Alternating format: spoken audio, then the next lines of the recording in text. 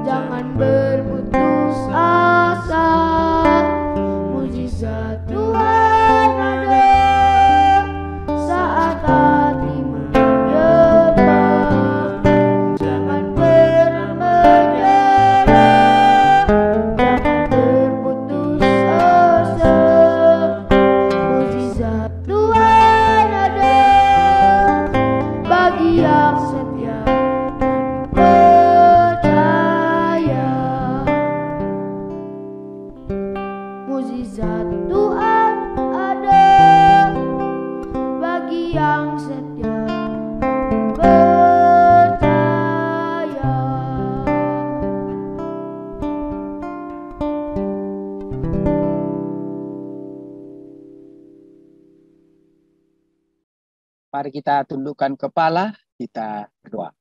Oh Tuhan Bapa di surga, kami anak-anak Tuhan datang menghadap hadirat-Mu, menyembah Engkau, menyampaikan syukur, karena siang hari ini berkat Tuhan telah mengumpulkan kami untuk berbakti bersama dalam pendalaman Alkitab pelajaran sekolah sahabat kami di hari Selasa. Tuhan Bapa di surga, hamba-Mu Pendeta Kapitan yang akan membicarakan dan mendiskusikan dan memimpin kami dalam diskusi pelajaran sekolah sahabat ini, urapi dengan berkat surga. Dan kami semua yang hadir dengan kerinduan supaya kami memperoleh hikmat dan pengetahuan. Bukakan pintu pemahaman bagi kami, Pak. Kami serahkan seluruh rangkaian acara kami dari awal hingga akhir, Tuhan. Amin. Baik, saudaraku yang dikasihi Tuhan, kita berterima kasih karena siang ini semakin banyak kita yang hadir. Sekali lagi kami menyapa juga saudara-saudara yang ada di FB. Dan saat ini hamba Tuhan, Pendeta Sony Kapitan, Direktur NDR Conference DKI Jakarta, akan membahas judul pelajaran berpaut pada Tuhan Allahmu. Dan saudara-saudara, setelah nanti hamba Tuhan membahasnya, kita akan mendiskusikan. Jika ada pertanyaan-pertanyaan dari saudara-saudara, silakan disampaikan, boleh lewat raise hand, boleh melalui chatting room, dan kita akan sama-sama menikmati berkat Tuhan dan pemahaman-pemahaman yang indah dari pelajaran berpaut pada Tuhan Allah. Untuk itu kita siapkan hati kita akan serahkan waktu ini, dan sebelumnya kita akan mendengarkan satu lagu tema yang akan diputar oleh operator kita. Kami berikan waktu ini.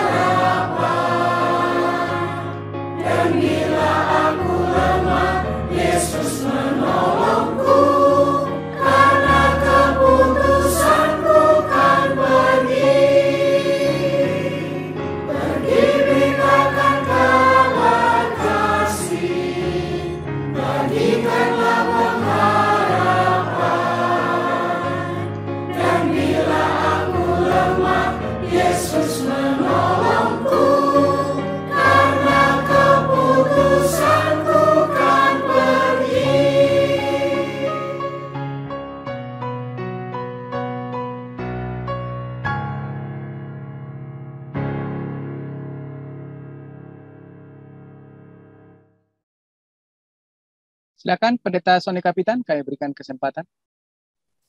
Baik, terima kasih. Saya ingin menyapa shalom untuk kita semua. Shalom. Shalom. Puji Tuhan, sahabat. Shalom, puji Tuhan. Di dalam Tuhan yang ada di Zoom, bahkan juga Shalom. yang ada di Facebook ya. Shalom. Ya, shalom. Terima kasih. Ya. Baik, kembali lagi pelajaran firman Tuhan kita pada hari ini dari metode belajar sekolah sahabat dan juga diskusi. Hari Selasa tanggal 2 November, judulnya adalah berpaut pada Tuhan Allahmu. Ya. Berpaut pada Tuhan Allahmu. Dan pelajaran ini masih ada hubungan dengan pelajaran hari kemarin tentang istilah Balpeor. Ya. Yang kita sudah ketahui kemarin, yang dimana bangsa Kanaan atau istilah yang lain bangsa Funisia kuno. Ya. Mereka memiliki praktik untuk menyembah Baal. Ya, dalam istilah bahasa jamak dalam bahasa Ibrani ada Baalrim ya, atau menyembah kepada Baal yang menurut mitos orang Kanaan kuno adalah dewa kesuburan, ya. Bahkan ada hubungan juga dengan istilah-istilah filosofi dari orang Fenisia kuno ini, di mana sebuah dewa yang memegang pedang seperti petir, ya. Tapi kita lihat di dalam pelajaran firman Tuhan pada hari ini, ya, judul berpaut pada Tuhan Allahmu adalah merupakan perintah daripada Tuhan, ya, bahkan pengingat daripada Tuhan, warningnya kepada bangsa Israel pada waktu itu secara lahiriah untuk mereka berpaut pada Tuhan. Apa artinya berpaut pada Tuhan? Di dalam pelajaran sekolah sahabat kita ini, ya, gantinya mereka menyembah dewa atau Baal, mereka harus menyembah pada siapa? Allah, Tuhan Allah yang hidup. Kalau dewa atau Baal adalah tidak hidup, ya, buatan manusia, ya. Dan dalam bentuk benda, dalam bentuk penyembahan kepada alam, apakah kepada matahari, bintang, ya, yang sebenarnya ada ciptaan Tuhan, ya. Dan berpaut yang dimaksud di sini adalah di dalam pelajaran sekolah sahabat kita adalah berpegang teguh, ya, berpegang teguh, ya, kepada Allah. Yang berarti juga bangsa Israel atau umat Israel diminta oleh Tuhan, ya, untuk memberikan diri mereka, ya, kepada Tuhan sehingga mereka mendapat kuasa dan kekuatan dari Tuhan, ya. Namun perjalanan kehidupan mereka secara rohani bangsa ini, ya, mereka jauh daripada penyembahan kepada Tuhan. Gantinya berpaut, berpegang teguh kepada Tuhan, bahkan istilah yang lain adalah setia kepada Tuhan. Tetapi mereka sebaliknya, mereka membelakangi Tuhan. Artinya mereka tidak menyembah Tuhan, ya. Dan ini terbukti di dalam Ulangan pasal yang ke-13, bahkan juga dari beberapa pasal dalam buku Ulangan. Kalau kita punya sekolah sahabat kita dapatkan di sini ada beberapa referensi dari Ulangan pasal 4, ya. Juga dari Ulangan pasal yang ke-10, ya, pasal 11, ya. Pada prinsipnya di dalam buku Ulangan, ya, ada tertulis menceritakan tentang kondisi keadaan bangsa Israel, ya, yang dimana mereka tidak berpaut, ya, atau tidak berpegang teguh, tidak menyembah, tidak setia pada Tuhan. Beberapa ayat pendukung tentang istilah berpaut pada Tuhan di dalam pelajaran firman Tuhan Alkitab ini melalui metode sekolah sahabat ini ada juga di dalam Yudas pasal 1 ayat 24, bahkan juga dalam 1 Korintus pasal 10 ayat 13, juga dalam Ulangan pasal 13 ayat 4, ya. Kalau di dalam Yudas pasal 1 ayat 24 bahwa Tuhan akan membawa kita kalau kita berpegang teguh pada Tuhan atau berpaut pada Tuhan Allah kita tidak tersandung, ya, istilah gaya bahasa dari penulisan ini Yudas. Dan kemudian Rasul Paulus tulis dalam 1 Korintus 10 ayat 13, ayat yang familiar dengan kita, biasanya kita sering ketahui bahwa pencobaan-pencobaan yang dialami tidak melebihi kekuatan. Kenapa? Di ayat yang ke-13 dari 1 Korintus pasal 10 bahwa Allah akan memberikan jalan keluar, ya, bagi umat Tuhan, ya, yang setia atau berpaut pada Tuhan. Kemudian dalam Ulangan pasal 13 ayat 4 ada kata-kata kunci, ya. Ada keyword, ya, kata kunci, kata harus. Ya, ini keharusan, ya. Kalau berpaut, berpegang teguh pada Tuhan, dikatakan harus ikuti, harus takut akan Tuhan, harus berpegang pada Tuhan, harus mendengar suara Tuhan, ya. Kemudian harus beribadah, dan kalimat kunci yang terakhir adalah berpaut, seperti subtema atau judul pelajaran sekolah sahabat kita. Nah, kita dapatkan di sini pengertian-pengertian yang jelas tentang arti berpaut pada Tuhan Allahmu, ya, di dalam pelajaran sekolah sahabat kita ini. Demikianlah secara garis besar pelajaran sekolah sahabat kita Selasa tanggal 2 November. Saya serahkan kepada pemimpin Pendeta Jerry. Baik, terima kasih Pastor. Kita sudah melihat tadi penjelasan yang disampaikan oleh hamba Tuhan Pendeta Kapitan. Barangkali di antara saudara-saudara sudah ada yang mempunyai pertanyaan, silakan untuk disampaikan dan kita boleh diskusikan bersama-sama. Saya melihat di dalam chat ada pertanyaan dari Pak Ganda Silalahi. Lalu kemudian kalau saudara juga ada nanti yang ingin bertanya, boleh menggunakan dua cara, yaitu menekan tombol raise hand atau mengetik pertanyaan atau melambaikan tangan, ya, boleh. Baik, pertanyaan ini datang dari Pak Ganda Silalahi. Saya sangat senang oleh karena Pak Ganda Silalahi banyak membuka pikiran kita untuk mereview kembali apa yang perlu kita ketahui. Terima kasih. Banyak orang kelihatannya berpaut pada Tuhan dan setia. Justru banyak yang kena penyakit kronis dan hampir mati, tapi tidak mati-mati. Nah, ini luar biasa nih. Sampai membuat keluarga seperti menderita semua dibandingkan dengan orang yang tidak setia pada Tuhan. Tidak beragama, merokok, mabuk, dan lain-lain. Tapi mereka sehat-sehat saja, bahkan sejahtera. Mana keadilan Tuhan sebenarnya? Ini pertanyaan ini menggelitik ini. Silakan Pendeta Kapitan, dan nanti mungkin ada juga yang pendeta-pendeta yang lain yang bisa memberikan komentar. Kami berikan kesempatan. Silakan Pendeta Kapitan. Baik, terima kasih. Sebuah pertanyaan dan juga ini pernyataan, betul ya, Bapak Ganda Silalahi. Terima kasih, ya. Sebuah bentuk penerapan hidup ya dari pelajaran kita yang sangat bermakna ini, berpaut pada Tuhan. Banyak orang, ini kalimat, kelihatannya berpaut pada Tuhan, kelihatan setia ya. Justru banyak yang kena penyakit kronis, ya, hampir mati tapi tidak mati-mati. Kalian terbiasa ini. Sampai membuat keluarga menderita ya. Ya, dibandingkan dengan orang yang tidak setia. Mending sekalian kalau tidak setia gitu ya. Ya, sehingga dalam penyebaran kehidupan kelihatan tidak beragama, ya, pola hidupnya pemabuk, perokok, dan lain-lain. Mereka sehat-sehat saja, bahkan sejahtera kelihatannya. Di mana keadilan Tuhan sebenarnya? Ini kata keyword kuncinya. Di mana keadilan Tuhan sebenarnya? Jadi kembali lagi pelajaran sekolah sahabat kita ini, ataupun Alkitab, sama seperti prinsip hak pilih ya, yang Tuhan berikan pada Adam dan Hawa ketika di Eden, kembali kepada bangsa Israel secara lahiriah pada waktu lalu. Ya, di dalam sekolah sahabat kita itu ada di ayat keempat, Ulangan pasal 4 ayat 4. Sedangkan kamu sekalian yang berpaut pada Tuhan Allahmu masih hidup pada hari ini. Ya, ini sebuah kalimat pernyataan. Orang yang berpaut pada Tuhan masih hidup. Tapi pada prinsipnya ataupun secara kehidupan yang dialami, seperti Bapak Ganda Silalahi punya pertanyaan, orang yang tadi ya, keyword tadi, ya, kelihatannya dia mengaku berpaut pada Tuhan setia, tapi pola hidupnya tidak, ya, terbalik. Tapi dia masih hidup-hidup. Ya. Maaf kata, orang pemabuk perokok juga umur panjang. Ya. Kelihatan kok masih umur panjang. Itu secara langsung. Ya, di mana keadilan Tuhan ini? Ya, ini pertanyaan. Jadi memang luar biasa, Bapak Ganda Silalahi.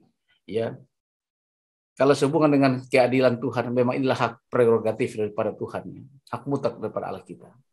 Namun kembali lagi pelajaran firman pada kita pada saat ini. Ya. Ya. Pola kehidupan dari umat Tuhan memang harus dinyatakan secara luar dalam. Ya.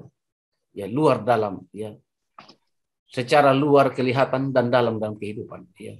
Ini pertanyaan ini adalah pernyataan juga untuk pengingat bagi kita. Ya. Bagi kita. Memang pola hidup harus betul-betul. Ya.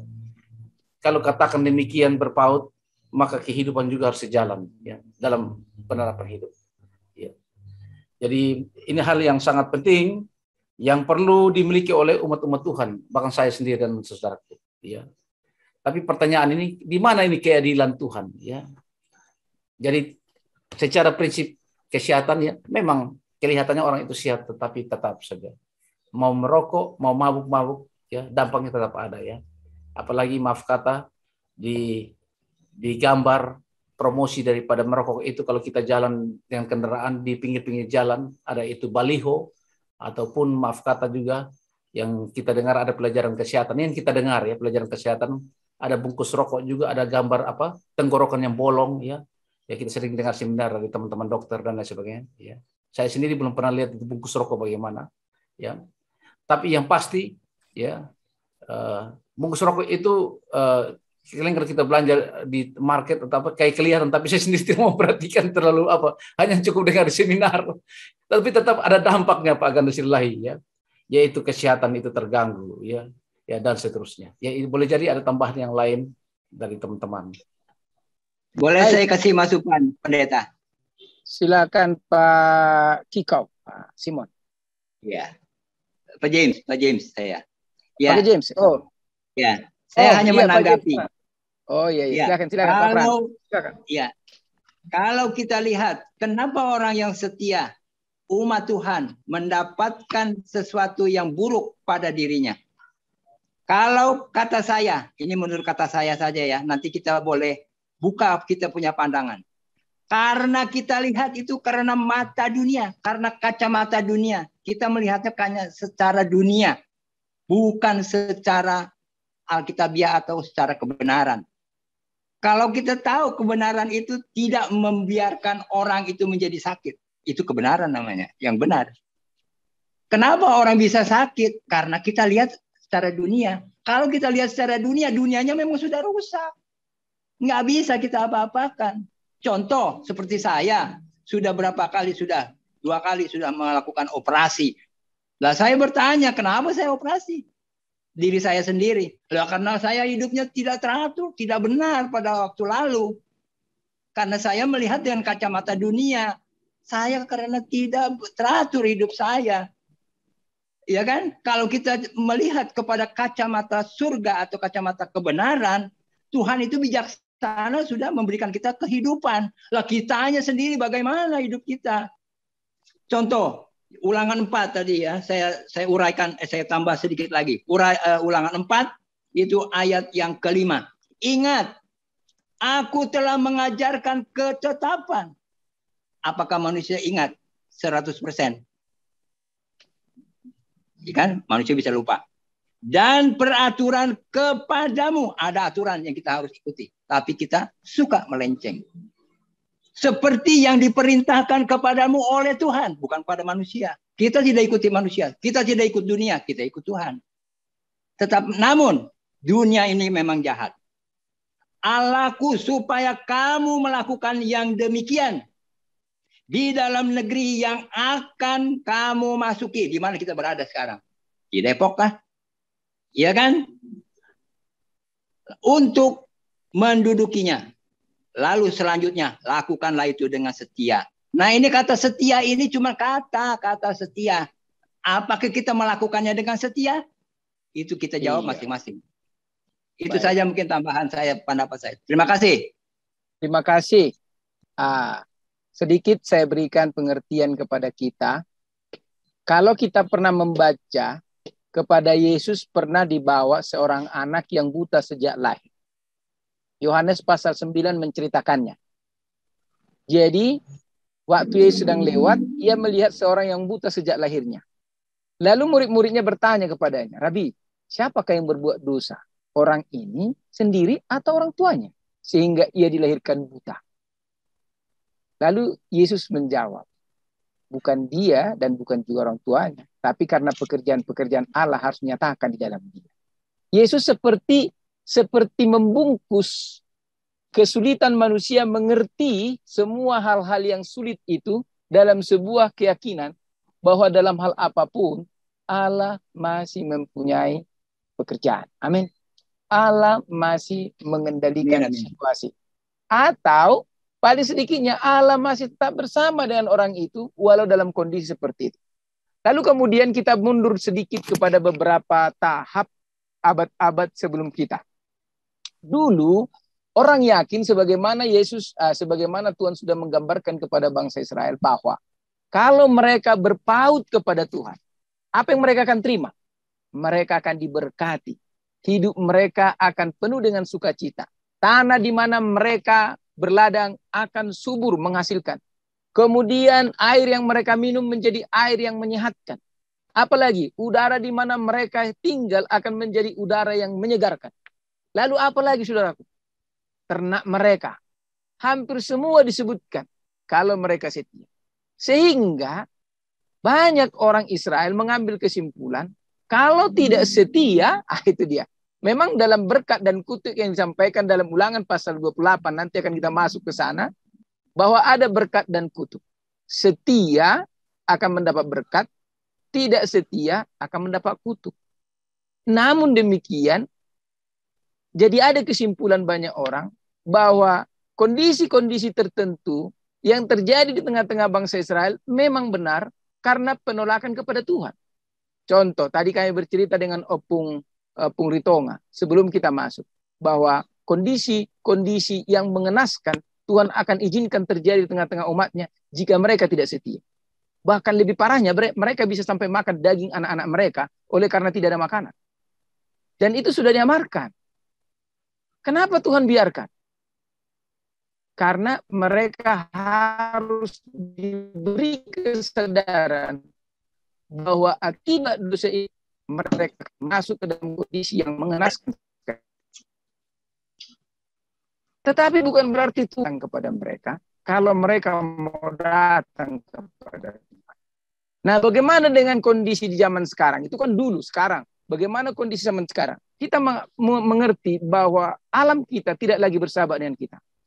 Kita juga sadar bahwa alam ini sudah penuh dengan polusi, gas, polusi, air, polusi, tanah, polusi, dan berbagai hal. Sehingga sistem genetika kita sudah lari dari apa yang Tuhan gariskan. Lahir idiot, lahir dengan anak yang memiliki kepribadian ganda, dan lain sebagainya. Membuat kita sangat-sangat sangat-sangat menderita. Hanya melihatnya saja kita menderita. Walaupun kita bukan orang yang seperti itu.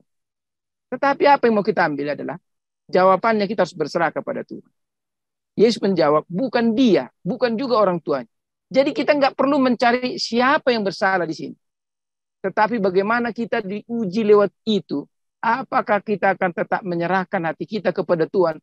Atau justru semakin kita menjauh. Seketika kita bertanya keadilan Tuhan, sebenarnya hati kita merindukan apa? Solusi. Sebenarnya itu yang saya lihat. Ya. Ketika kita bertanya kepada Tuhan, di mana keadilan Tuhan? Kenapa dibiarkan Tuhan seperti ini? Saya sebagai seorang gembala seringkali masuki dan melawat, melihat keluarga-keluarga di mana anak-anaknya mengalami keterbatasan yang sangat banyak. Tapi apa yang kita harus katakan? Tetaplah semangat. Karena Yesus menyertai anak itu. Dan berdoalah kepada Tuhan supaya kalian diberikan hikmat bijaksana memperlakukan anak itu bagaimana agar itu juga membawa kebahagiaan.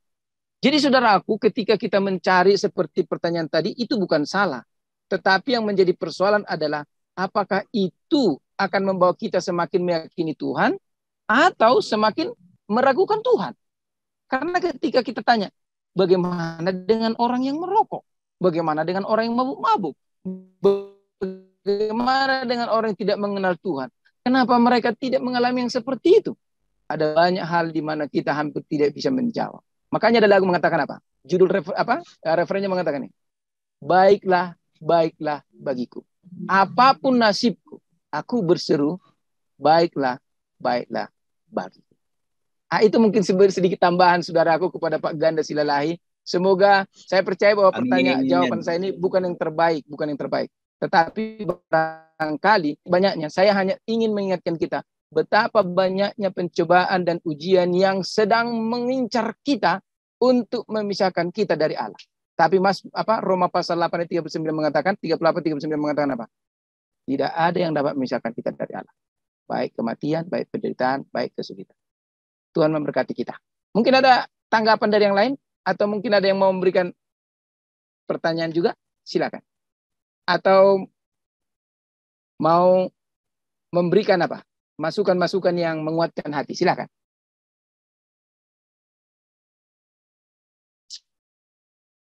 Baik, saudara-saudaraku yang dikasihi Tuhan, kan berpaut pada Tuhan Allahmu. Ini kan kisah atau latar belakangnya adalah bahwa bangsa Israel mengikuti Baal Peor. Akibatnya mereka banyak yang mati dalam dosa-dosa mereka. Ya, Baal Peor itu adalah dewa daripada bangsa-bangsa yang lain. Apakah saudara? Pertanyaan saya begini. Kira-kira di zaman sekarang ini ganti daripada mengikuti Baal Peor itu apa ya?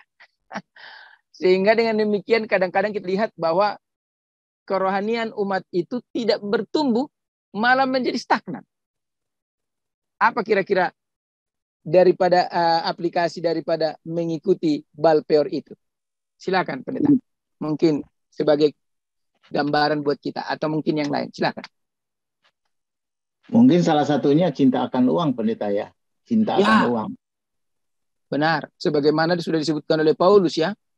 Cinta akan uang adalah akar segala kejahatan. Ya. kalau kita boleh bercerita, COVID ini karena cinta uang, Pak. Pakai politik dulu atau demikian, uang menjadi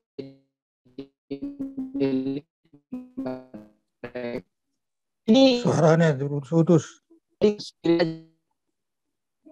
berarti dan mereka tidak perlu bekerja seperti kita dan mereka hanya mempermainkan permainan. Salah satunya kalau ada yang seberang banyak ditemani mendrop uang banyak-banyak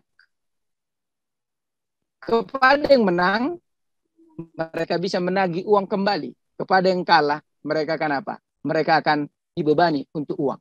Lalu begitu juga dengan sekarang ini. Bagaimana supaya uang tetap mengalir? Salah satunya adalah COVID-19. Sehingga banyak perusahaan, banyak negara harus melakukan pinjaman untuk menyegarkan kembali sistem perekonomian. Hasilnya, mereka tetap berduit. Itu kata teori konspirasi. Nah, siapa di balik itu? Nobody knows. Agak sulit kita untuk mencarinya. Tetapi yang pasti adalah benar apa yang dikatakan firman Tuhan. Akar dari segala kejahatan adalah apa? Cinta kan. Nah, bukan berarti kita tidak butuh uang, saudara ya. Tapi pintar menata dan menggunakan apa yang Tuhan berikan kepada kita. Baik, itu juga televisi, HP juga menjadi balpeor kita sekarang. Karena di dalamnya ada berbagai apa? Berbagai hal yang mungkin membuat kita asik dengan segalanya. Oke, itulah yang kita sampaikan pada saat ini. Mungkin ada lagi?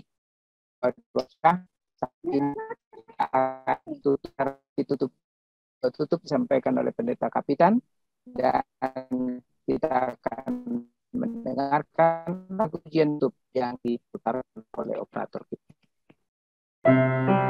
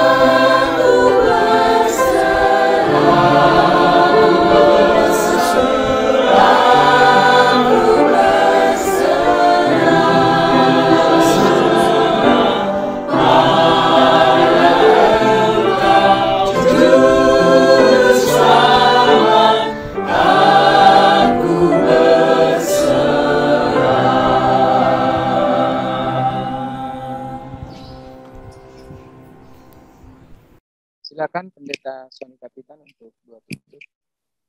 Baik, terima kasih. Mari kita bersatu hati dalam doa. Kita berdoa. Bapa kami yang di sorga, terima kasih untuk berkat dari Tuhan kepada masing-masing kami untuk mengenal kembali tentang pekabaran Tuhan, pengingat dari pekabaran Tuhan bagi kami sebagai umat Tuhan Israel rohani. Berpaut pada Tuhan Allah, hidup setia dan berpegang teguh beribadah hanya kepada Tuhan Allah. Ya Tuhan, pada saat ini ke dalam tangan kasih Tuhan kami mohon kuasa daripada Roh Kudus-Mu untuk menuntun pekabaran firman yang telah kami dengarkan. Kami sanggup untuk terima, kami sanggup untuk hidupkan sebagai pengharapan iman kami. Ketika menantikan kedatangan Tuhan yang segera datang, boleh jadi kadangkala kami tidak selamanya bahagia, tapi boleh jadi juga kami tidak selamanya hidup dalam keadaan kesulitan dan susah. Inilah pergumulan hidup kami, tetapi kami yakin dan percaya, hanya mengandalkan Tuhan, berpaut pada Tuhan, maka kami akan diberkati Tuhan, dituntun oleh Tuhan, dan menikmati kemurahan serta belas kasihan Tuhan. Demikian terimalah doa-doa dari para hamba-Mu ya Tuhan, yang sakit dikuatkan, dan juga dalam kondisi pergumulan iman Tuhan, tolong kasih kekuatan iman. Demikian juga kepada semua para pendengar yang ada di Zoom dan juga di Facebook, mendapatkan berkat dari pekabaran firman Tuhan. Doa disampaikan di dalam nama Yesus adalah Tuhan dan Juru Selamat kami. Amin. Selamat bertemu kembali dengan kami di Jemaat Fisdak bagi saudara dan saudari yang saya kasih dalam Yesus Kristus yang sudah bergabung untuk kita bersama-sama pada saat ini kembali mempelajari firman Tuhan dengan membaca pelajaran sekolah sahabat kita dan memperoleh beberapa hal yang dapat memberikan kekuatan kepada kita dalam menghadapi tantangan-tantangan kehidupan, tantangan-tantangan dosa yang begitu hebat yang selalu menyerang kita. Baik saudara sekalian, seperti biasa saya akan membagikan pelajaran sekolah sahabat kita. Kita akan membaca lebih dahulu satu pelajaran yang cukup menarik ya, sangat menarik boleh saya katakan tentang pelajaran dari sehubungan dengan satu judul untuk sepanjang minggu ini, dan bangsa besar manakah ya. Bangsa besar manakah? Berbicara tentang bahwa mereka menjadi besar oleh sebab penyertaan Tuhan yang menjadi bagian mereka. Dan bagaimana Tuhan menyertai mereka sehingga mereka menjadi besar? Pada saat Tuhan memberikan apa? Seluruh hukumnya.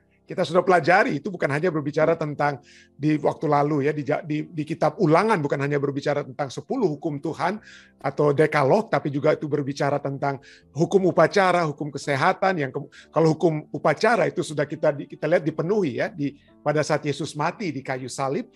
Dan juga itu semua aplikasi daripada ajaran-ajaran yang Musa berikan kepada bangsa tersebut. Dan pada hari ini, pada saat ini kita akan mempelajari satu topik yaitu yang berjudul Baal Peor.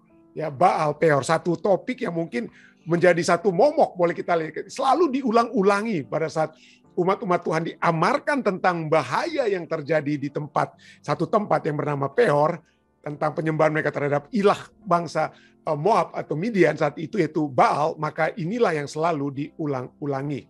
Ya, mari kita terus saja. Dalam Ulangan 4 ayat 3-4, anak-anak Israel diberikan lagi sedikit pelajaran sejarah yang berfungsi sebagai pengingat masa lalu dan mengenai kebenaran rohani, serta praktis dari apapun yang seharusnya mereka pelajari mengenai hal tersebut.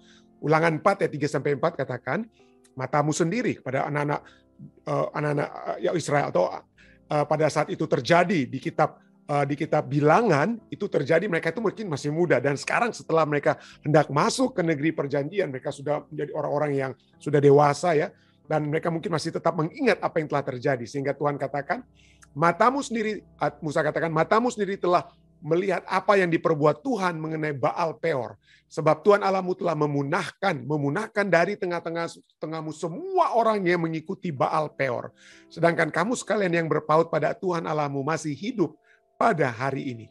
Bacalah Bilangan 25 ayat 1-15. Apa yang terjadi dan kebenaran rohani serta praktis apa yang seharusnya dipelajari oleh umat itu dari kegagalan ini. Mari kita baca, menarik sekali ya pelajaran kisah ini ya. Di dalam Bilangan 25 ayat 1-15 dikatakan, sementara orang Israel tinggal di Sitim, mulailah bangsa itu berzinah dengan perempuan-perempuan Moab. Ya. Ayat 2, perempuan-perempuan itu mengajak bangsa itu ke korban sembelihan bagi Allah mereka. Lalu bangsa itu turut makan dari korban itu dan menyembah Allah orang-orang itu.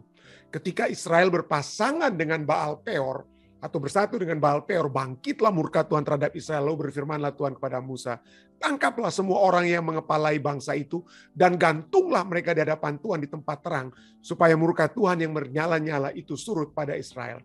Lalu berkatalah Musa kepada hakim-hakim Israel, baiklah, masing-masing kita membunuh orang-orangnya yang telah berpasangan, yang telah mengikuti atau berpasangan dengan Baal Peor.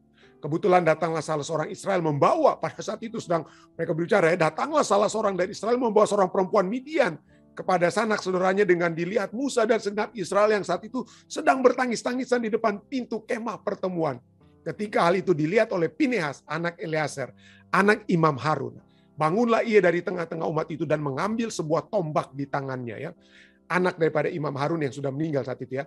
Lalu dia apa? Dia kejar orang Israel itu sampai ke ruang tengah dan menikam mereka berdua, yaitu orang Israel dan perempuan itu, pada perutnya. Maka berhentilah tulah itu menimpa orang Israel. Orang yang mati karena tulah itu ada 24.000 orang banyaknya yang bersina dengan wanita-wanita di Baal Peor, ya. Tuhan berfirman kepada Musa, Pinehas, anak Eleazar, anak Imam Harun, telah menyurutkan murkaku pada orang Israel. Oleh karena ia begitu giat membela kehormatanku di tengah-tengah mereka, sehingga tidaklah kuhabisi orang Israel dalam cemburuku. Sebab itu katakanlah, sesungguhnya aku berikan kepadanya perjanjian keselamatan yang daripadaku, untuk menjadi perjanjian mengenai keimaman selama-lamanya bagi dia dan bagi keturunannya, karena ia telah begitu giat membela Allahnya dan telah mengadakan pendamaian bagi orang Israel. Nama orang Israel yang mati terbunuh bersama-sama dengan perempuan Midian itu adalah Zimri bin Salu. Zimri anak dari Salu, pemimpin salah satu puak atau salah satu kelompok orang Simeon. Dan ayat 15 katakan, dan nama perempuan Midian yang mati terbunuh itu ialah Kosbi binti Zur. Zur adalah salah seorang kepala kaum, yaitu puak di Midian. Jadi sama-sama kepala kelompok, baik di Midian, kepala suku baik di Midian maupun yang di bangsa Israel, ya, Simeon, ya. Jadi betapapun, ya, pelajaran kita katakan, betapapun ketidaknyamanan kita dengan cerita-cerita tentang Israel yang memusnahkan beberapa bangsa kafir yang ada di sekeliling mereka, kisah yang terjadi di Baal Peor ini tentu saja membantu kita dalam menerangkan logika kenapa Tuhan memerintahkan untuk dibunuh ini bangsa-bangsa kafir waktu orang Israel masuk ke tanah Kanaan, ya. Kenapa? Karena Israel harus menjadi saksi bagi bangsa-bangsa kafir yang ada di sekeliling mereka tentang Allah yang benar, satu-satunya Allah. Mereka harus menjadi sebuah contoh untuk menunjukkan seperti apa penyembahan kepada Allah yang benar. Tapi sebaliknya, dengan mereka mengikuti Allah-Allah di sekitar mereka, mereka sering jatuh dalam pemberontakan yang terang-terangan terhadap Allah, yaitu Dia yang seharusnya mereka wakili di dunia. Walaupun frase bersinah sering memiliki arti rohani, dalam hal ini ketika orang Israel mengikuti Allah-Allah kafir, dan juga praktek-praktek kekafiran itu, lihat dalam Hosea 4 ayat 12-14. Dalam kasus ini bahasa dan sisa ceritanya justru menunjukkan bahwa memang ada dosa seksual secara lahiriah. Bukan hanya mereka bersinah secara rohani, tapi ada dosa seksual. Paling tidak ada pada bagian pertama. Kembali di sini, iblis mengambil keuntungan dari sifat manusia yang sudah jatuh dengan menggunakan wanita-wanita kafir untuk menggoda para lelaki Israel yang dengan terang-terangan membiarkan diri mereka digoda. Saya tidak mengerti bagaimana kalau laki-laki Israel, berarti ada di antara mereka bukan hanya orang muda, ya. Ada juga yang sudah berkeluarga tapi tetap saja mereka bebal, ya, mengikuti wanita-wanita kafir yang menggoda mereka. Tidak diragukan lagi, tindakan persinahan secara fisik akan memimpin pada kemerosotan lebih jauh lagi, yaitu persinahan rohani juga. Orang-orang yang terlibat pada akhirnya didapati tertangkap dalam praktek-praktek kekafiran di mana bangsa Israel bergabung dalam penyembahan terhadap Baal Peor. Yaitu mereka entah bagaimana menjadi terikat dengan Allah palsu ini dan bahkan mempersembahkan korban untuk Allah palsu itu. Jadi sudah ditarik secara seksual, secara fisik. Lalu secara rohani itu adalah merupakan satu kelanjutan dari satu proses yang telah dimulaikan dari dosa seksual secara fisik tersebut, ya. Meskipun segala sesuatu telah diajarkan, telah diberitahukan kepada mereka, tentang bahayanya, jangan bersinah. Mereka sudah dengar itu semua. Jangan mengingini bahkan milik orang lain dan lain sebagainya ya. Tetapi mereka walaupun diajarkan dan diberitahukan, mereka dengan rela membuang semuanya itu dalam panasnya keinginan dan nafsu. Nanti kita akan pelajari sedikit kenapa begitu hebat ini ya. Daya tarik dari perempuan-perempuan Midian ini. Apa yang menyebabkan mereka itu lebih ada nilai tambah apa yang mereka miliki mungkin ya. Dan bagaimanakah hal ini bisa mudah terjadi? Melalui mengeraskan angan hati mereka dengan dosa yang pertama, yaitu dosa secara fisik. Ingat, kata hati, ini kita akan kembali ulang-ulangi nanti ya. Segala sesuatu itu dimulaikan dari angan-angan hati kita. Apa yang kita sudah pikirkan. Jadi pada saat Yesus katakan, ya pada kita bersinah itu dimulaikan apa? Pada saat kita mengingini. Kenapa? Karena dosa itu adalah satu proses. Dosa itu bukan hanya kita, oh dia orangnya sudah berdosa. Kapan? Oh waktu dia sudah melakukan hubungan seksual. Tapi sesungguhnya itu segala sesuatu itu dimulaikan dari apa ya? Angan hati atau pikiran kita. Ya. Jadi pada saat kita melalui mengeraskan angan hati mereka dengan dosa yang pertama yaitu dosa secara fisik. Mereka selanjutnya menuai akibatnya yaitu jatuh dalam dosa berikutnya. Yaitu dosa secara rohani yang tentu merupakan tujuan utama dari iblis. Dan menurut ayat ini, mereka sudah menjadi sangat hina, di mana seorang laki-laki Israel bahkan membawa wanita Midian ke dalam perkemahan, tepat di depan Musa. Dan di depan orang-orang yang menangis di luar bait suci. Jadi bayangkan, mereka sedang menangisi dosa-dosa oleh sebab persinahan yang begitu hebat. Tiba-tiba di tengah mereka masih ada satu orang yang begitu nekat membawa wanita Midian. Untuk apa? Untuk dibawa ke tempatnya untuk apa? Bersinah. Di depan orang-orang yang sedang berdoa dan berpuasa atau menangis dengan kata lain ya. Tapi itulah yang sedang terjadi ya. Nggak ada lagi apa ya? Rasa berdosa. Ya, tidak ada lagi, sudah merasa sangat insensitivitasnya itu begitu hebat ya terhadap dosa tersebut ya. Dan pertanyaan bagi kita ataupun statement terakhir bagi pelajaran sekolah sahabat kita katakan, pikiran dan tubuh kita itu sangat berhubungan erat. Apa yang mempengaruhi yang satu akan memengaruhi yang lain dari pikiran dan tubuh. Apa yang bisa kita pelajari dari cerita ini tentang betapa berbahayanya memanjakan kesenangan itu bagi kita secara apa? Rohani. Jadi kembali kepada angan-angan hati. Apa yang masuk dalam pikiran kita? Apa yang masuk dalam mata kita dan kemudian kita inginkan dalam hati kita? Hati-hati. Hati-hati dengan itulah sebabnya hukum Allah yang terakhir, jangan kamu mengingini ya. Mengingini kita seringkali melihat, waduh begitu hebat advertensi yang di dunia, yang ada di dalam dunia saat ini. Segala sesuatu, apa saja yang mau dijual. Mulai dari mobil sampai obat, harus ada gambar apa godaan-godaan dari wanita-wanita yang cantik. Ya bukan saya tapi memang ini kenyataannya ya. Ya bukan berarti wanita itu semua penggoda, tidak. Tapi coba kita lihat saja advertensi itu ya. Itu segala yang sensualitas itulah yang dijual.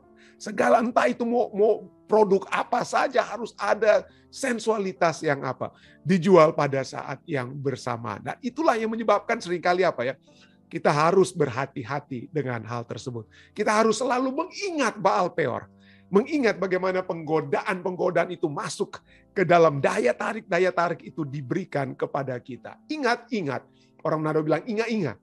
Ingat Baal Peor. Nah, Baal Peor artinya Baal of Peor atau Ilah atau Baal yang disembah orang-orang Moab di sekitar daerah atau di Gunung Peor. Bilangan 23 ayat 28 berbicara tentang Gunung Peor tersebut, ya.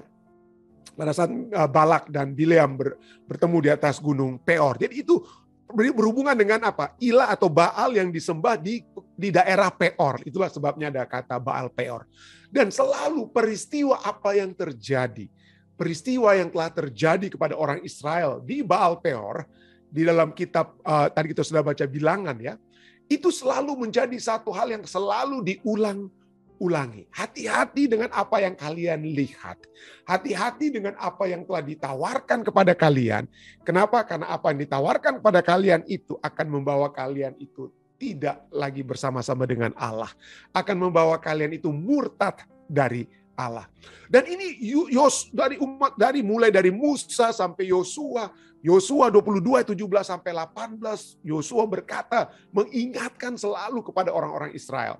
Belum cukupkah bagi kita noda yang di Peor itu, yang daripadanya kita belum mentahirkan diri sampai hari ini. Sampai saat ini Yosua katakan kita masih najis. Oleh sebab apa? Dosa di Baal Peor tersebut, dosa di Peor tersebut.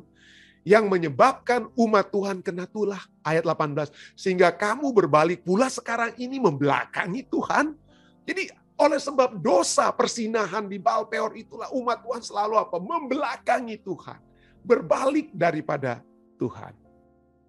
Berbalik daripada Tuhan. Dan ini juga dinyatakan juga di dalam kitab apa ya? Di dalam kitab Hosea, ya.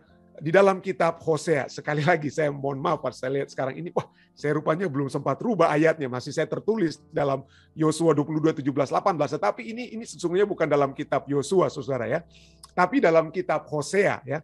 Dalam kitab Hosea dikatakan, seperti buah-buah anggur di padang gurun, aku mendapati Israel dahulu. Seperti buah sulung sebagai hasil pertama pohon ara, aku melihat nenek moyangmu. Tetapi mereka itu telah pergi kepada Baal Peor dan telah membaktikan diri kepada dewa keaiban, sehingga mereka menjadi kejijikan sama seperti yang mereka cintai itu. Ya, jadi Nabi Hosea kembali menegur orang-orang Israel. Hati-hati, ingat-ingat dosa Baal Peor. Keaiban, kejijikan yang begitu hebat. Dan inilah yang selalu menjadi daya tarik utama dari dahulu. Mungkin yang banyak menjatuhkan umat-umat Tuhan dari dahulu hingga saat ini. Mungkin yang terutama ya. Saya waktu lalu pernah khotbahkan tentang ada 3 dosa besar ya. Yang 3 dosa besar yang seringkali menjatuhkan umat manusia itu money, position, MPS ya, money, position, and sex. Saya pernah katakan di dalam khotbah saya dulu di IAS ada gelar ya, Master Pastoral Study, MPS, Master Pastoral Study. Tetapi orang-orang pendeta-pendeta yang ambil itu nggak senang mereka. Waduh, gantilah jadi Master Pastoral Study itu kemudian ganti Master Pastoral Theology, lalu kemudian menjadi Master in Ministry, MIN ya. Tapi tadinya itu mulanya itu di IAS di zaman saya itu adalah MPS. MPS, Master Pastoral Study. Tapi diplesetkan jadi apa? Money, position, and sex. Jadi orang nggak suka itu dengan. Tapi itulah poinnya adalah ini yang menjadi dosa yang sering kali yang menjadi masalah terbesar daripada pada saat kita membelakangi Tuhan. Masalah sensualitas atau seksualitas atau imoralitas itulah yang paling menarik, ya. Dikatakan dalam Bilangan 25 ayat 1, sementara Israel tinggal di Sitim, mulailah bangsa itu bersinah dengan perempuan-perempuan Moab. Dan kata perempuan-perempuan Moab ini seakan-akan, wah oke lah perempuan-perempuan biasa. Tapi ini ada yang lebih hebat daripada hanya sekedar perempuan, saudara. Apa yang lebih hebat ya? Kalau kita lihat bahasa aslinya itu bukan berbicara tentang perempuan-perempuan saja. Bahasa aslinya itulah Benoth. Ya. Nah kata Benoth ini, Alkitab bahasa Inggris seperti yang beberapa Alkitab ya bahasa Inggris menerjemahkan the daughters of Moab, anak-anak perempuan atau bahasa aslinya anak-anak perawan ya. Benoth itu kata daripada perempuan-perempuan Moab itu Benoth of Moab ya. Benoth, daughters, anak perempuan atau anak perawan. Ini kata yang sama di dalam Bilangan 25 ayat 1 itu juga digunakan dalam Kejadian 6 ayat 2. Dan Kejadian 6 ayat 2 ini lebih spesifik, bukan hanya perempuan ya. Tetapi apa? Maka Kejadian 6 ayat 2 katakan, maka anak-anak Allah melihat bahwa anak-anak perempuan manusia itu cantik-cantik. Lalu mereka mengambil istri dari antara perempuan-perempuan itu, siapa saja yang disukai mereka. Jadi ini berbicara tentang anak-anak gadis yang masih muda dengan kata lain. Atau bahasa lebih spesifik dalam bahasa Alkitabnya sesungguhnya ini bicara tentang anak-anak gadis dalam arti perawan-perawan. Dan tidak heran ya, ini mungkin menjadi daya tarik ya seakan-akan. Kenapa saya katakan seringkali menjadi daya tarik? Karena mungkin kita sering dengar ya ada pepatah yang saudara-saudari kita ya. Ada yang katakan, wah mereka itu kalau kita mati syahid, kalau kita dalam perang jihad dan kita mati syahid, maka ada 72 perawan katanya, 72 gadis anak perawan ya, yang akan menjadi bahagian kita di mana ya, di Firdaus dengan kata lain. Itu bukan menurut kitab suci ya, itu menurut hadits ya. Kalau Anda mempelajari ya, itu bukan Quran, tapi itu menurut hadits dari Imam Al-Tirmidzi. Imam Al-Tirmidzi dalam hadits dia berbicara tentang 72 perawan bagi mereka yang mati syahid. Ya, jadi itu seperti daya tariknya. Makanya orang oke, marilah kita bisa saja apa ya, menjadi satu daya tarik untuk mati syahid, karena kita akan mendapatkan 72 anak-anak gadis, perawan atau perempuan ya, anak gadis. Nah, kalau kita lihat, memang ini menarik sekali. Ya, ini dari Kejadian 6 ayat 2, setiap kali anak-anak gadis atau benoth, ya, anak-anak seperti anak-anak perempuan dari apa? Anak-anak Allah ini melihat apa? Anak-anak perempuan manusia ya dibedakan ya. Itu pada berbicara tentang anak-anak Allah itu adalah keturunan Set. Ya, itu keturunan umat pilihan. Kenapa? Karena kalau kita lihat dalam Ulangan 14 ayat 1 berbicara kamulah anak-anak Tuhan. Jadi umat-umat pilihan itu adalah anak-anak yang dipilih oleh Tuhan. Jadi Seth itulah anak-anak keturunan Set laki-laki, anak-anak keturunan Set laki-laki, mereka melihat anak-anak perempuan keturunan Kain. Kain itu yang sudah dibuang ya, Kain sudah dibuang. Jadi mereka bukan anak-anak Tuhan lagi. Tapi itulah anak-anak keturunannya Seth. Melihat, waduh cantik-cantik sekali nih. Cantik-cantik sekali nih anak-anaknya Kain. Makanya dia apa ya? Mereka apa? Mengambil anak-anak keturunan daripada Kain itu menjadi istri. Tapi poinnya adalah kembali kita hubungkan dengan Bilangan 25 ayat 1. Anak-anak perempuan, anak-anak gadis, anak-anak Moab ini tentu saja jauh lebih menarik. Jauh lebih menarik daripada siapa ya? Jauh lebih menarik daripada istri-istri orang-orang apa? Istri-istri orang Israel ini. Atau gadis-gadis di Israel pun mungkin kalah menariknya. Kenapa kalah menariknya? Kenapa anak-anak perempuan manusia, ya anak-anak dengan kata lain bukan pilihan, anak-anak bukan umat pilihan, dengan kata lain anak-anak gadis kafir dengan kata lain itu lebih menarik. Kenapa ada pepatah Indonesia yang katakan apa seperti rumput di luar pagar itu lebih apa? Lebih hijau, lebih menarik. Kenapa? Memang lebih menarik. Nah, ayat ini sudah katakan ya. Bahaya. Ini karena mereka menarik hati dan menarik perhatian kita. Kejadian 6 ayat 2 katakan apa? Maka anak-anak Allah melihat bahwa anak-anak perempuan manusia itu cantik-cantik dalam penglihatan mereka. Kenapa? Karena mereka mungkin udah bosan. Bosan melihat apa yang sudah biasa dilihat setiap harinya. Jadi seperti anak-anak muda mungkin dalam gereja seringkali ya. Karena sudah terbiasa dari waktu ke waktu. Mereka melihat saling melihat ya, yang laki-laki pemuda di gereja dengan pemudi di gereja tiap Sabat ya sering lihat, aduh biasa-biasa saja, sudah biasa dari kecil sampai besar biasa-biasa. Tapi begitu mereka melihat, ada gadis-gadis lain yang bukan orang yang biasa masuk gereja ataupun di gereja lain dan lain sebagainya, kenapa lebih menarik mereka? Ya, lebih menarik karena sudah terbiasa dengan yang biasa. Dan begitu ada yang luar daripada kebiasaan, jadi luar biasa. Jadi luar biasa. Dan bukan itu saja. Yang dari luar itu kenapa lebih menarik? Karena memang yang dari dunia itu daya tariknya itu lebih. Mereka sengaja ya seperti bilangan 25 ayat 2 katakan apa? Bilangan 25 ayat 2 katakan perempuan itu mengajak bangsa itu ke korban sembelihan bagi Allah mereka. Jadi dalam Bilangan 25 ayat 2 anak-anak perempuan-perempuan Moab itu yang mengajak laki-laki Israel itu kepada korban sembelihan bagi Allah mereka.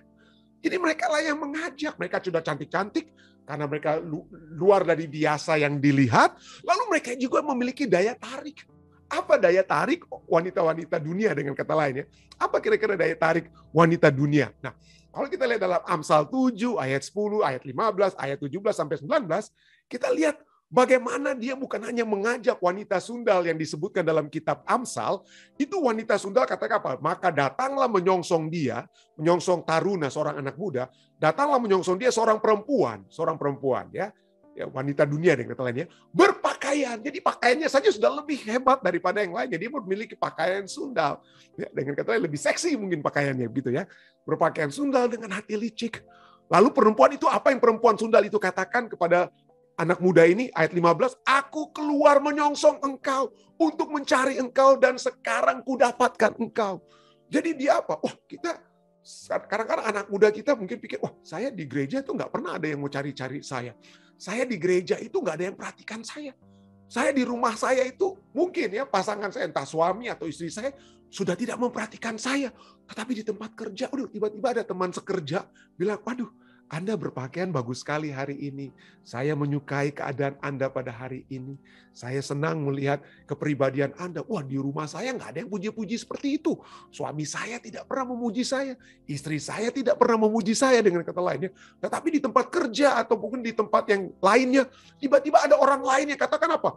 Mereka datang menyongsong kita, mereka mencari kita, mencintai kita, dan seakan-akan menghargai kita. Sekarang aku mendapatkan engkau. Kita merasa dihargai. Kenapa ini lebih menarik? Ya karena inilah memang daya tarik yang telah dibuat oleh orang yang ingin menarik hati kita. Kita seakan-akan dicari-cari. Kita dibutuhkan. Ya, itulah sebabnya itu lebih sangat-sangat menarik itu godaan dari luar daripada yang biasa ada di dalam, yang sudah biasa-biasa kita lihat. Yang biasa-biasa kita lihat, sudah bosan gitu lainnya. Dan yang di luar yang baru pertama kali lihat kita, waduh, dia memperhatikan kita, membutuhkan kita, menghargai kita, keluar menyongsong kita, mencari kita dan mendapatkan kita. Ayat 17. Bukan hanya itu saja, mungkin daya tarik lainnya daripada orang dari luar ya. Saya bukan hanya berbicara tentang perempuan-perempuan ya yang ingin berhubungan gelap dengan kita, tapi juga mungkin laki-laki ya. Apa daya tarik apalagi yang mungkin mereka miliki yang tidak dimiliki di dalam gereja ataupun yang tidak dimiliki dalam rumah tangga kita. Apalagi ayat 17. Pembaringanku, ya, kata wanita sundal ini, pembaringanku telah kutaburi dengan mur, gaharu dan kayu manis. Wah, jadi harum-harum mereka. Jadi anak-anak perempuan manusia dalam kitab Kejadian 6 ayat 2 itu harum-harum, bukan hanya cantik-cantik. Sehingga pada saat mereka mengajak kita, wah enak kita. Ya, kita tertarik dengan apa? Penampilan luar mereka yang bukan hanya pakaiannya yang bagus, tetapi juga harum sekali mereka. Wah, di rumah kalau saya bercanda saja, saya cuma bercanda. Wah, kalau di rumah mungkin bau-bau bawang, tapi kalau di luar bau ferawang, minyak wangi ferawang ya, bukan bawang. Tapi itulah, ya pembaringanku telah kutaburi dengan mur, gaharu dan kayu manis. Ayat 18, marilah wanita tersebut mengajak taruna ini ya. Marilah kita memuaskan birahi hingga pagi hari ya. Terus Anda bisa baca. Ayat 19, kenapa? Karena ada kesempatan. Apa kesempatannya? Ayat 19 katakan, karena suamiku tidak di rumah, ia sedang dalam perjalanan jauh. Jadi marilah. Jadi inilah semua ya. Daya tarik yang setan berikan untuk menjatuhkan kita. Menjatuhkan kita itu apa? Wah, karena kita apa? Kita melihat sesuatu yang luar biasa, pakaiannya yang luar biasa. Kita melihat apa? Kita melihat kebutuhan kita untuk dicintai, dikasihi, dihargai, diberikan. Lalu apa? Harum-harum. Lalu apa? Ada kesempatan dalam kesempitan. Ya, ini mungkin waktunya tepat. Pasangan kita sedang pergi. Makanya, waduh ada kesempatan. Mari kita, nggak apa-apa lah sekali-sekali ya. Kebetulan suami atau istri lagi pergi. Mari kita apa? Mari kita melakukan yang kita inginkan. Nah, kenapa saya katakan ini menarik hati? Bahaya dari Baal Peor, dosa imoralitas itu, menarik hati dan perhatian kita karena memang hati kita itu setelah manusia jatuh dalam dosa itu arahnya itu ke Baal Peor terus, Saudara. Arah kita sebagai manusia itu yang berdosa, itu arahnya itu selalu ke Baal Peor. Kita harus menyadari, saudara, dan saya bilang, saya nggak mungkin dong pendeta. Kenapa? Saya ketua jemaat. Saya ketua daerah, saya ketua uni. Nggak mungkin ada yang menggoda saya. Wah, hati-hati, saudara ya. Yeremia 17 ayat 9 katakan apa? Betapa liciknya hati. Lebih licik daripada segala sesuatu. Hatinya sudah membatu. Siapakah yang dapat mengetahuinya? Artinya, hatinya itu sendiri kita tidak bisa tahu. Hati saya sendiri pun sebagai seorang pendeta sekalipun, saya tidak bisa dapat tahu kadang-kadang. Dan kalau saya mau ketahui, saya harus menyadari bahwa hati saya seorang pendeta sekalipun itu licik. Dari sononya, ya, dari apa? Sifat alamiah kita semua, kita memiliki hati yang licik, hati yang berdosa, hati yang berdosa. Jangan kita pernah berpikir, saya nggak mungkin saya akan bersinah, saya kan pendeta, nggak mungkin saya bersinah. Hati-hati. Gary Newman, dia menulis satu buku yang berjudul The Truth About Cheating. Ya, dia menulis kebenaran tentang berhubungan gelap, tentang berhubungan gelap ya, cheating ya. Dia katakan apa? Nearly 70% of men who had an affair thought that they would never do such a thing. 70% daripada orang-orang yang sudah berhubungan gelap, mereka tadinya berpikir nggak mungkin saya akan melakukan hal ini. 70%. Jadi hati-hati kalau saya bilang kepada saya pendeta Ranto saya nggak mungkin. Jangan pernah kita harus berhati-hati untuk berkata seperti itu. Kenapa?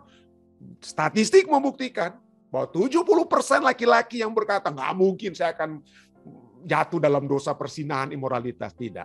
70% dapat jatuh. Ya. Itulah sebabnya Robert Murray McCheyne katakan apa? The seed of every sin. Buah atau biji-biji dari setiap dosa yang diketahui oleh manusia. Setiap dosa apa saja. Is in my heart. Ada di dalam apa? Ada di dalam hati kita. Itulah sebabnya firman Tuhan telah diberikan kepada kita. Supaya kita dapat mengetahui keberadaan kita. Supaya saudara dan saya ya, kita harus dapat terus-menerus dipertunjukkan dengan firman Tuhan, diingatkan dengan firman Tuhan. Untuk apa? Mari, di mana? Jangan membelakangi Tuhan kita. Tuhan memberikan perintahnya, jangan kita pikir, wah perintah-perintah Allah itu udah gak perlu kita turuti. Hati-hati saudara. Masalah imoralitas di dalam dunia barat saat ini, atau mungkin di seluruh dunia oleh sebab orang-orang Kristen yang sendiri yang katakan, oh kita gak perlu lagi hukum Tuhan. Hukum Tuhan itu sudah dipalangkan Yesus di kayu salib. Nggak perlu kita turuti. Mari kita hidup dalam hukum kasih.